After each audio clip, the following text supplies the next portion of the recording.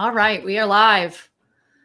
Welcome to our show, Get to Know Your Neighbor. I'm your host, Cameron Giesman with Giesman Homes. Each week, we interview local neighbors and businesses of Fishers, Indiana, and share their stories with you. Don't forget to click the like button, post an emoji or comment. It's how we can see you. People always say, well, I made a comment or I gave an emoji. Sometimes I don't see it, so I'm sorry, but try to do that so that I can see who's here. If you have a friend or a business, especially we're looking at new businesses that are coming into Fishers that are kind of leaving other areas or coming from other states. We're wanting to connect with those new businesses, so make sure to share that with us as well. Tonight, we are interviewing Steve Roseman, owner of Donaide. Steve is an entrepreneurial at heart, and I actually just talked to him before the show in the green room and learned a lot, so we might have to dig into that a little bit. But he loves working with non-for-profits to help them achieve their mission. Donaide is actually an engagement platform and franchising tool that helps people engage and connect with local nonprofits and help their communities. I know that for me, I sometimes don't know who or how to donate, and love that Steve is bridging the gap. I'm sure he's going to explain it a lot better than I've just explained it there. I've probably even said it the wrong way, but it is what it is. So I'm learning myself. So please welcome Steve Roseman. We're going to get him on here. Thank you so much. There you are. Hi. Yeah. Hi. I'm going to get you on here. And hello to everybody out there. Thank you again for having me on. I appreciate it. Yes, thank you. So I'm going to preface this. So you were recommended by Darren Gray. He's one of my favorite people in the world. And so he prayers out to his family right now. I know. I feel for him. I send him prayers every day. He's just a positive soul, and he needs all the positivity right now too. Yeah. So for those that don't know, since we're talking about it like this, his mom passed away recently. So on April 30th. So we're praying for him. But okay, so we're going to kind of dive right in, Steve, because we don't have a whole lot of time. But how long have you lived in Fishers, and what do you love most about the city? Yeah, so 10 years, roughly, give or take. Okay. I just love that. So I just turned 40. Oh, the big 40. Like a week ago.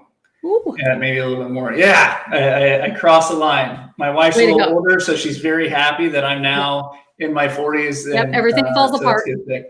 So the reason why I moved to Fishers is simply it's just young and vibrant and growing. There's a lot of good communities in Indianapolis and the surrounding areas, but I was just always drawn to Indianapolis. I grew up on the east side of Indy all my life, moved away for 6 years, but Indy there was a lot of symmetry for me. I looked at, raising a family was my number one. But when you talk about everything that we have here, just a lot of symmetry to be able to raise family, good friends, good family. And so Fishers was just that, not like mover shaker downtown setting, right? Just growth and young and exciting. So, and now we have a bunch of restaurants downtown Fishers and across the bridge, because that's the side I live on. So if you're listening and you're in Fishers, you know exactly what I'm talking about. Yes, I did a video today. Adam and I are trying to do some more like YouTube like Fishers based videos just to kind of tell people about Fishers.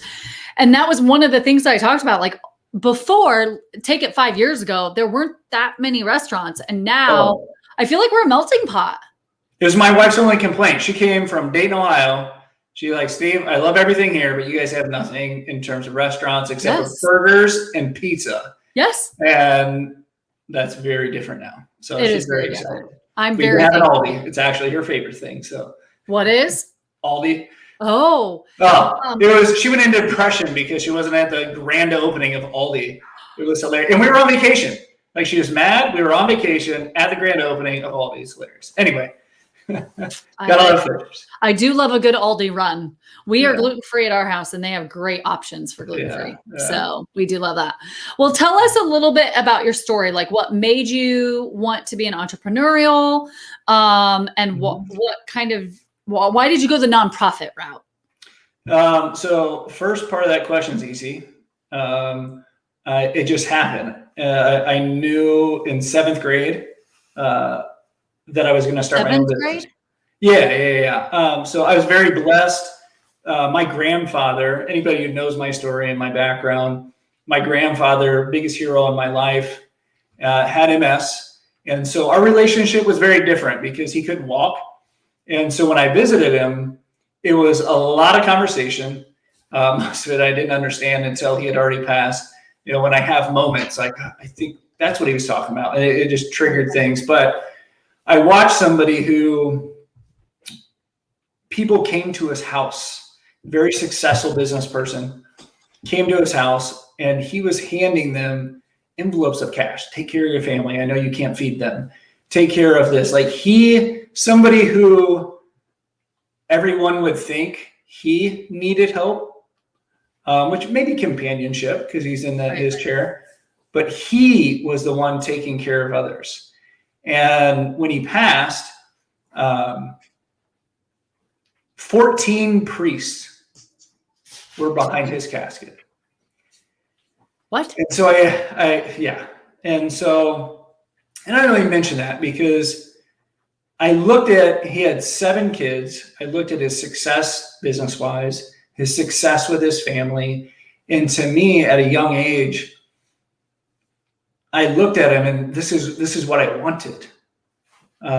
Because you can see that the passion, the joy, the calmness about him. And so I knew at a very young age, I started working my first job, my first legal job in 7th grade. I did a bunch of little side gigs, mowing the grass and, the $20 here and there, whatever. But in 7th grade, and that's when I realized that some people would say this is a negative. I think it's a positive. I'm a workaholic, and I'm proud of that. I'm not obsessive. I just work hard, and I'm okay with getting up at 4 a.m.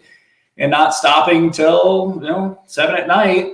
I take breaks for my kids and stuff like that through there, but to me, getting up at 4 is the most productive part of my day. So to answer your question, I just knew that in 7th grade, I started going at it. By 9th grade, because I worked at that same job from 7th grade to 23. So Which was what? What's that? Which was what? So if you've ever been downtown Indy, the paddle boats. Yes. So the gentleman who started that, I was going to buy that company.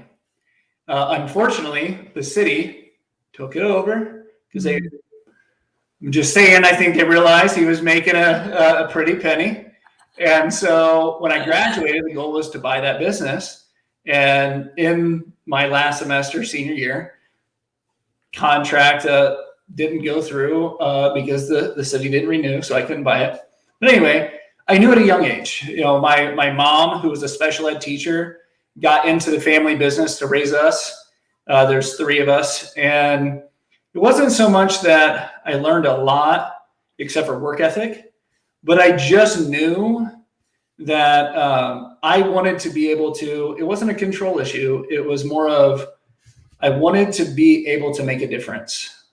Like many salespeople coming out of college, because I went to school for marketing and sales and stuff like that. Very driven. It was a money thing, right? When you don't have money and the skill set that you just learned helps you make a lot of it, that's where your mind goes. My first business was in the nutrition industry. Great industry, wrong decade when I got into it. So back then, everybody's like, why would you use a multivitamin? Now it's everything. I don't know anybody who doesn't.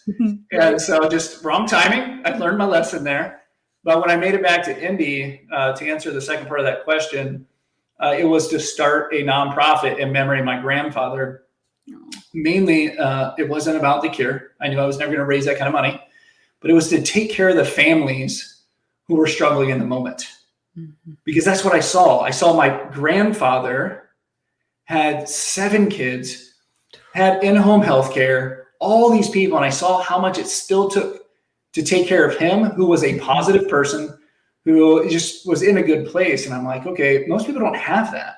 So that was my first taste of the nonprofit world. Very ignorant at the age of 28 when I started it. I did way more things wrong than I did right. I was very happy when I dissolved it because I started my first business in the nonprofit world, helping nonprofits. So Okay. it's mobile bidding. So if you ever been to charity galas, we do charity auctions. So it's mobile bidding technology, bidding on auction items. So I was blessed to be able to get into that industry because of my nonprofit. Okay. I mean, even last week, it was pretty awesome. Somebody we helped, many, many years ago. He didn't even think I remembered him. I was like, of course I remember you, Terrence, and your family and stuff like that. And he just said, thank you for the last, 10 years. It's changed our life. And it was nothing more than a $7,000 chairlift wheelchair that goes into her minivan.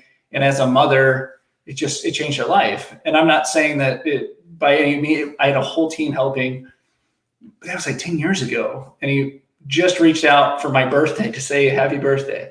And by the way, this is who I am if you don't remember. So that was my first taste. And so I didn't set out to serve the nonprofit world for a living. It's who I am. It's who my family is. It's who we are. I mean, my kids are 6 and 3, and I'm searching for family-friendly volunteer opportunities that are not food banks. No offense to food banks, but my kids have already put enough cans on shelves and done that.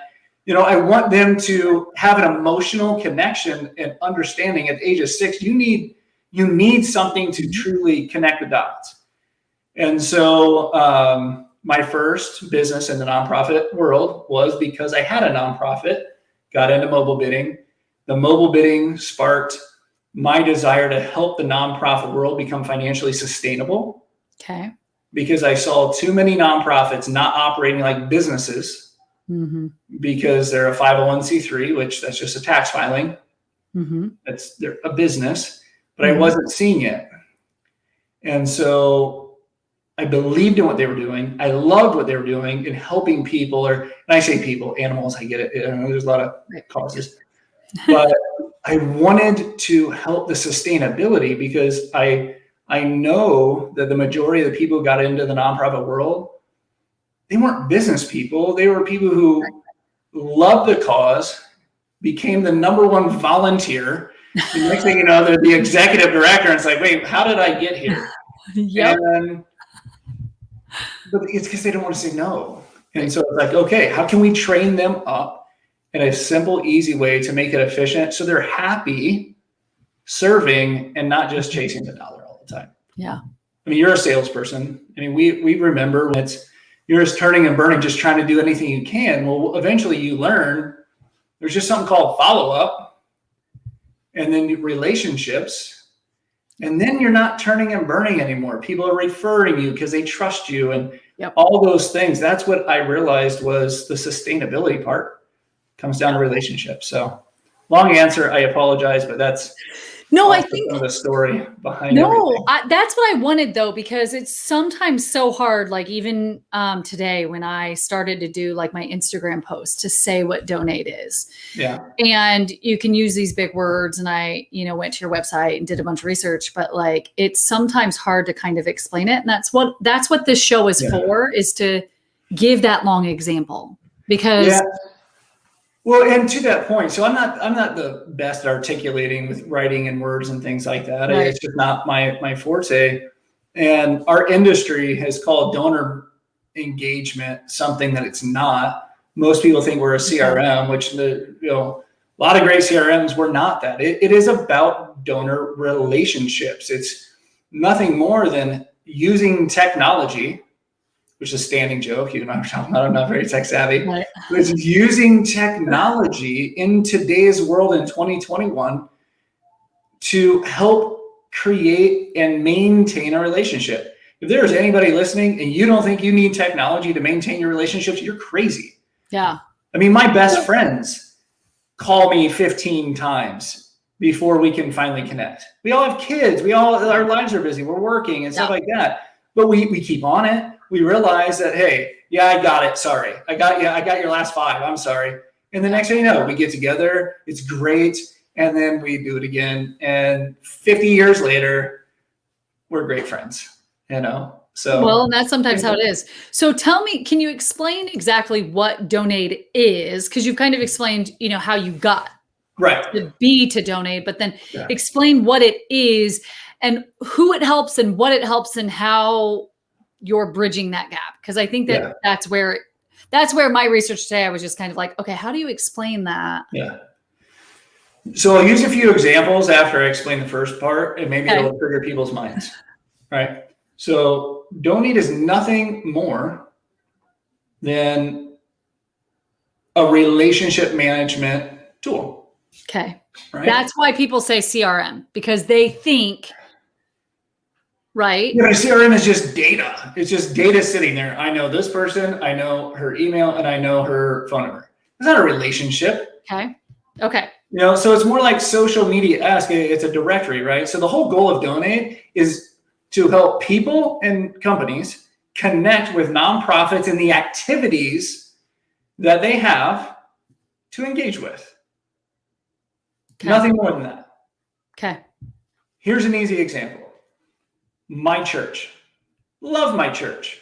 I tithe to my church. Outside of that, I don't do anything.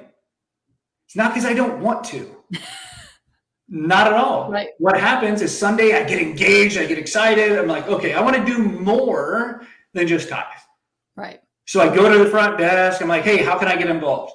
Okay, we would love to get you involved. Okay, call Tom on Tuesday. He'll be able to connect with you. You connect. Okay, so I leave on Sunday. I'm all energized. I leave. Life happens. I forget to call Tom on Tuesday. Then Sunday comes. I get all energized again. 7 years later, I have not talked to Tom on Tuesday, and all I've done is talk. It's so true. Yes, because here's the problem. The church, it's about them, their processes. Mm-hmm. Anybody's listening to a lot of my stuff. I compare a lot of stuff to dating, right? Yeah. So we all know I didn't date much. You know, I met my wife later in life and things like that. Because as you and I talked before, and even during this, I was so focused on my career and helping other people. I'm about friends. Like even in college, like if I met a girl, okay, great, that's a bonus. But let's go have some fun. But when it comes to relationships, if you only care about your engagement, it's what is it? The 5 love languages or 7 love languages? Number of love languages. I think I've heard of the book. Yeah, I think my wife bought it for me. But anyway, apparently I didn't read it. So it's realizing that the people you're engaging with, they want to engage with you. Yes. But if you don't do it on their terms, and it's not cut and dry, right? It's not saying only their terms. Right. It's figuring out how do we take our processes and bridge them with theirs, in their life. So the easy example I can give when it comes to Donaide, people will talk about like the directory, right? So I compare it to Amazon. So Amazon is nothing more than a directory of a lot of businesses selling things, aka charities who have campaigns, events, volunteer opportunities. Mm-hmm. That's your inventory, right? People who go to one source so they can, like right now, I can donate to my kids' school, tithe to my church, and all the nonprofits I care about all in one place. It's all tracked. I use one credit card, one transaction, done. And I'm good to go. I can volunteer the same place, buy event tickets the same place. I now no longer have to learn anything. They've made it, like Amazon has made it so easy. So instead of buying one thing, I don't think I've ever bought one thing on Amazon when I went to buy one thing on Amazon. Nope. So it's same thing with donating or volunteering. It's like, oh, I'm going to volunteer on Friday. I'm not busy on Saturday either. What else is there? And I'll go and click. And so that's the same concept with the directory aspect. Okay. But the key to understand with Donaide is it's not always about finding new. Okay. My biggest struggle is helping nonprofits understand, focus on who you have. Let's go back to dating again, right? Okay. Grass is always greener on the other side. No, it's not. That's not true. You're going to have the same problems in the next relationship. And it's nothing more than it's just not as exciting as it was when the first time you met them or the first time they handed you $1,000 and you didn't know them. You're like, who is this person that just handed me $1,000? They don't even know who we are. Right. Okay, well, it's going to happen again, but they're going to fall off again. Like, so instead of chasing this unicorn donor again, why don't you just find out who that person is that handed you the first 1,000? Right. Cultivate the relationship. I bet they know some other people who care about them because people hang out with people who have the same interest. And so that's what Donaide is designed to do, is to build that relationship. And one of the easiest tools we have is at the beginning. What is your preferred method of communication? So when somebody creates a profile, okay, you like phone calls, text messages, emails. So you're saying like me. So when I get on, so I can download the app. Yeah. I download the app, and then I can add what charities or what stuff that I want. Like it's like a And card. you can tell those charities exactly how to communicate with you. Okay. So if you're like me, stop sending me mailers. All I do is check, I like phone calls because this is my preference. I like phone calls. Yep. And push notifications. And those push notifications because it's the cheapest thing in tech. Phone calls because I know you respect me enough that you're busy and you're willing to call me. It's that easy. Yeah. You can thank me and ask for more money in the same conversation. Odds are you get it. So here's one of my questions. Yeah. Why nonprofits and not traditional businesses? Because what I hear you saying is what I feel like is a lot of real estate agents' issues. So I'm going to turn it real estate based. It's any business, right? Any traditional business. I will say it's about car dealers. How many car dealers do you walk into that you meet the guy and you will never hear from him again, ever? So like why nonprofits instead of traditional business to help traditional businesses as well? I mean, I think I know this answer, but. I don't know if my gut just says this is where I'm supposed to be. Okay. I can tell you it's definitely, in true honesty, it's one of the most frustrating industries I've ever played in. Oh. Challenge. And maybe the nonprofit world doesn't know this, but all consultants, all the people who service the nonprofit industries, we have the same conversations. What are they thinking? What are you talking about? And I'll be the one that falls on the sword. I don't care because it's the reality. Nonprofits as a whole. Okay. They don't invest in themselves. They don't focus on relationships. And here's the problem. They know they need to. Right. But it's all the same thing. We're overworked. We have so much going on. It's like, okay, step back. Like I went to Cathedral, and one of the things that Cathedral High School, I mean, everybody's listening probably knows Cathedral, but one of the things I remember years and years ago, because I have a good relationship with the past president, and one of his strategies when he was president was, if we cannot throw an event at 100% perfection and effort, we don't throw it. But yet you look at nonprofits that'll throw like 10 events in a year because like we need more money, we need to get in front of more people. And so their events are subpar. Okay. But then they just keep doing it. But it's like, dude, why don't you just throw 2 good ones? One, targeting your top end donors. One, community and brand building. It's not complicated. Okay. And so, but my gut tells me, to answer your question, that I need to be here. Even though it's very frustrating to me, I love it because I love helping people in a way that I don't care about. Obviously, I need money, right? I need to take care of my friends and my family and, my kids and things like that. So it's very obviously everybody does. Right. But I can't think of it. It's funny because during COVID, one of my businesses, we do charity auctions. It's event-based. I mean, we crashed and burned. It took every ounce of me and my sanity, everything, to keep that business alive. And I even had nonprofits at zero loyalty, but we over-serviced. We did all that, and they're like, "Oh, but you're more expensive by like $200," and they just left. And it's like, okay, it is what it is. Right.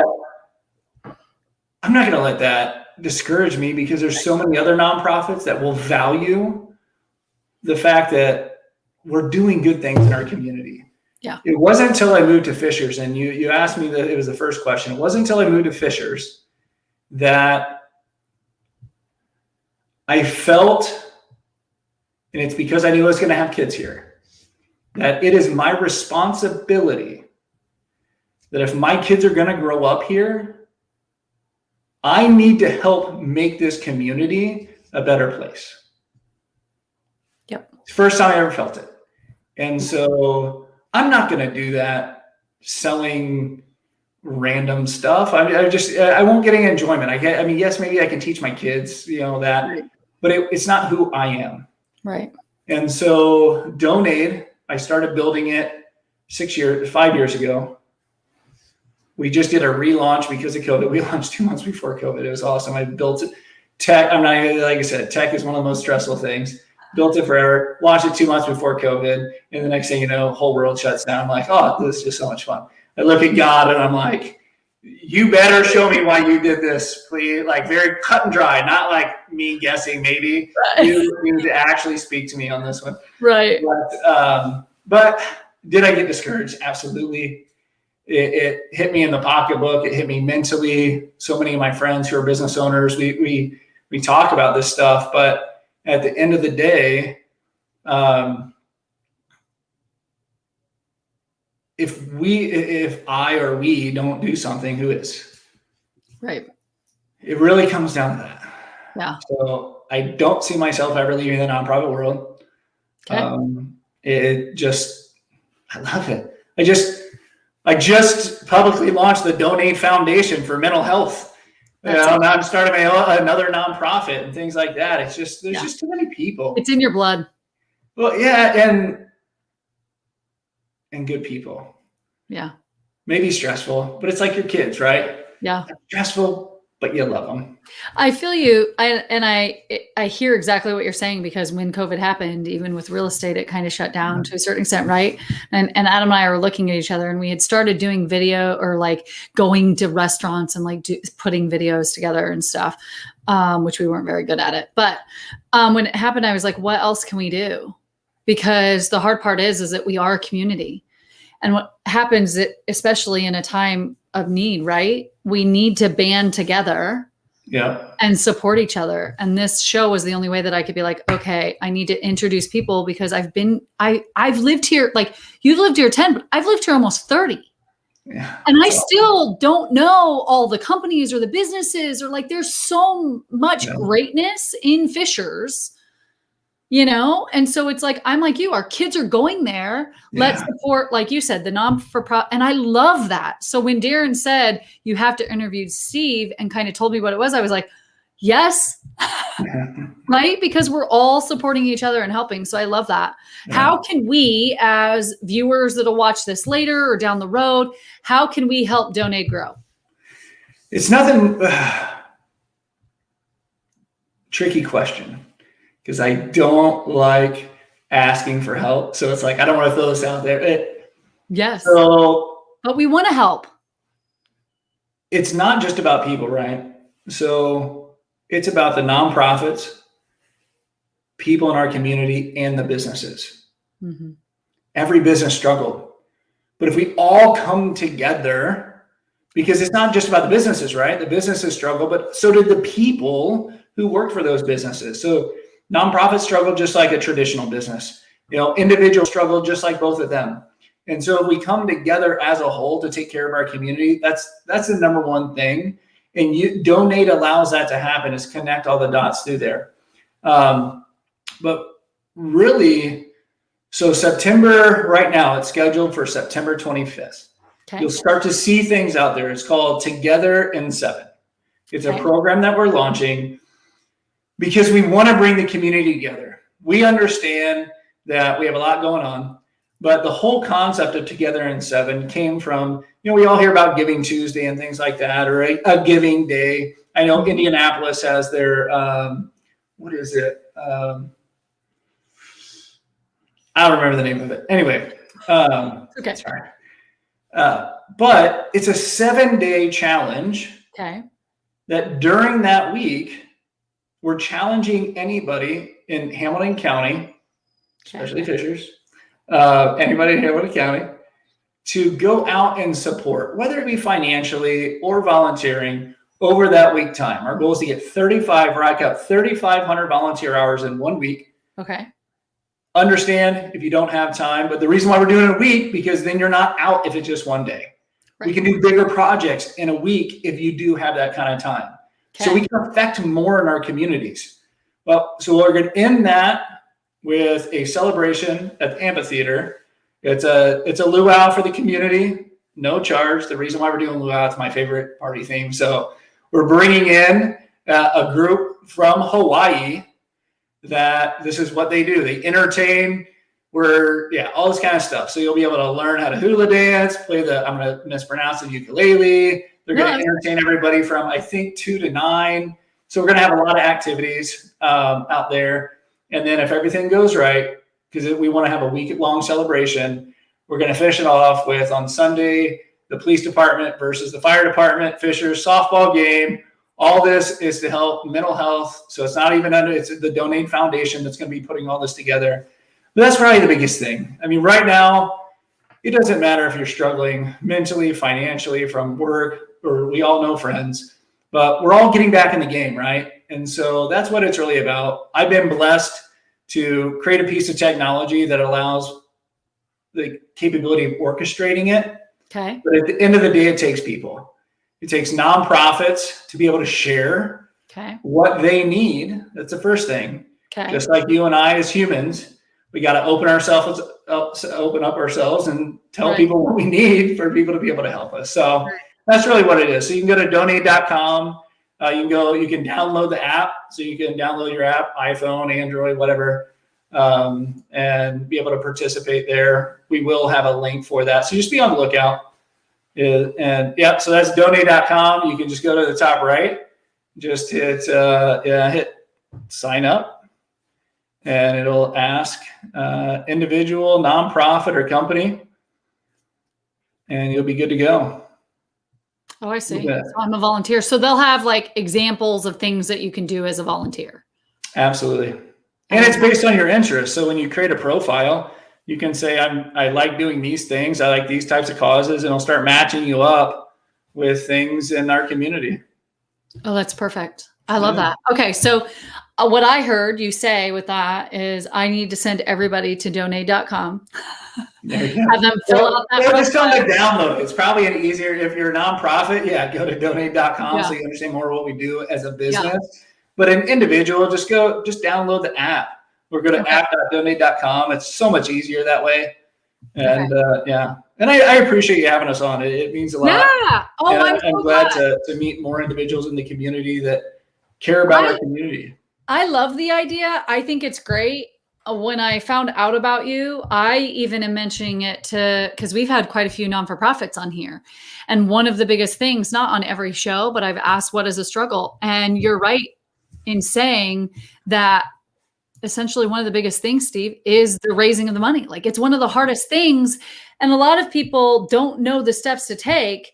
And so it sounds like connecting with you, it'll help, again, bridge that gap of really trying to help them put together a plan. And because it's about the story too. It really is about the engagement. I got to be clear about that with, looking for money. This is not a platform to go to that think you're going to get random free money. I'm going to throw that out there. Right. That doesn't exist. It's just like with you getting, in the real estate industry. You don't just say, I'm in the real estate industry, and people just say, oh, I'm going to buy a house, or I'm going to sell a house. It's not how the world works. If it was that easy, it's just not. So everybody would become agents. I mean, everybody tries, but it's not as easy as it seems. And so that's part of the reason why I asked you why nonprofit instead of business, because I think it's a problem in general, but it feels like nonprofit is bigger. And you know this as somebody, and we've only known each other for a short time. I say this all the time. Givers give. Mm-hmm. When I had one of our board members, I think she shot a statistic, and I'm going to be a little bit off here, and I can't quote where she found it. She's a great researcher, but it's something like 78% of donors do not give a second gift to a charity. That's crazy. There's only one reason for that, is because the charity did not follow up. Right. It's all about relationships. Yes. They obviously sparked enough to get one gift. Right. So if they just keep the relationship, and that's what I have set out to do, is to help that. I love that. I think it's great. I think you explained it perfectly. Thank you. I'm so glad that we had you on, because at the end of the day, I think it is a need that is huge, because I agree with you. And I didn't even know it. I'm learning it by interviewing non-for-profits and kind of going through that process. And even just going to a nonprofit event. Like, it was even at like the conversation at the event, because I was on the back end, right, of like learning some stuff. And it was just like, oh my gosh, you need Steve. Yeah. Well, and I want to be clear. I mean, some people might, if you're a nonprofit, you're listening, you might think I'm putting down the nonprofit world, and I'm not. I'm just saying that there's some holes. Yeah. And I'm passionate enough about the industry. I don't want to leave it, because the holes are not complicated to fix. Right. It's just with the right tool, with the right strategy, like anything. Yeah. It's a business. Exactly. Even though it's a nonprofit, it's kind of like a church, right? Yes, a church is a nonprofit, but they are a business too, right? Yeah. Because they're giving to people. And if we all just came together and worked together, it's amazing what we would be able to do. So, absolutely. Steve, thank you so much for coming on our show. I very much appreciate it. I can't wait for your 7 days in September. Did I get that right? Together in 7. Together in 7. Yeah. In September. It is September. I know. Together in 7 September. I mean, maybe we can create a song about it. So yes. Jingle. I have someone that can make a jingle for you. Absolutely. I'm sure we can get on Fiverr. Somebody will write a little jingle for us or something. That's hilarious. Well, Steve, thank you so much. For anybody that's watching later at some point, reach out to Steve if you're not-for-profit. Go to your app store and download Donaide. Donaide is the app. The app store is just Donaide. Donaide, or any. Yeah, it's Donaide. Donaide, not donate. Correct. Donaide, which I honestly. Yeah, if you're listening to this, I mean, if you see it on the screen, but Donaide. Yep. Yes. Awesome. Thank you so much, Steve. I really appreciate it. Thank you for all of our viewers. If you guys ever need anything, let us know. If you know of any companies, shoot those our way as well. But Steve, thank you very much. And everybody have a good night. It's my pleasure. Yes. Thank you. I appreciate it. Bye, everybody. Bye.